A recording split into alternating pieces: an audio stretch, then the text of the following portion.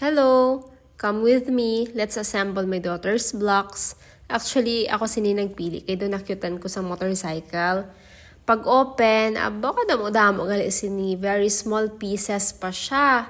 So, wala kita choice since kita pili sini. Kinangalan i-assemble natin para maging happy siya.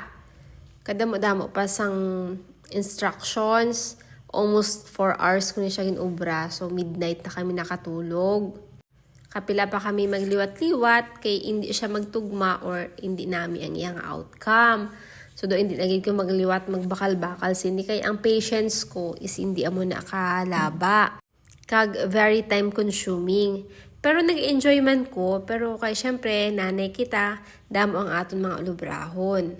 So, maybe next time, pag may free time kita, pero kung i-include to siya sa aton nga daily chores, do kabudlay gid. Naumpisahan ko na ni siya, so kabudlay na nga i-stop ko kay mabalik naman ta sa umpisa. So, sige-sige na lang, amo na nga daw 4 hours gini ang akong nga obra sang or assemble sang iyang nga blocks. Growing up, daw wala ako gid ni na-experience ang mga blocks. Not sure ha, pero daw wala kami kaagi nga ginbakla ni nanay sa amo sini nga mga toys. So, though healing my inner child naman kay as much as I want to let my daughter experience ang mga bagay nga wala namon na experience sa sadto, like buying her toys, like dalon siya sa mga play area or sa mga fast food, buying her ice cream, mga amo na bala. Mga simple nga bagay pero sang kami nagadako daw talagsa lang na siya namon may experience So kung parent ka na, damo-damo gid experience nga arang makalook back ka kag mahambal mo sa self mo nga I am so proud of myself kay napa-experience ko sa bata ko ang mga amo niya nga mga bagay. Kadasig lang man gali matapos kung naga-voice over ka, pero kung sa tuod nga kadugay-dugay no.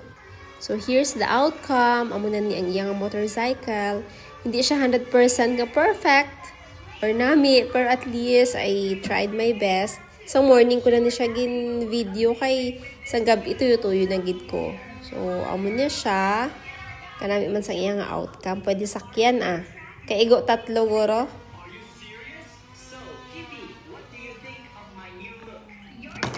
So Ari, the day before we assemble her blocks, nag-play kami outside. Amo ni ang bubbles ang ginbakal namin sa DIY. And then the next day, naglakat naman kami. Another adventure, another pa-birthday. Hangin ano sila? Mga picture tita tanan. Ang mga picture tita tanan. Ikwa na.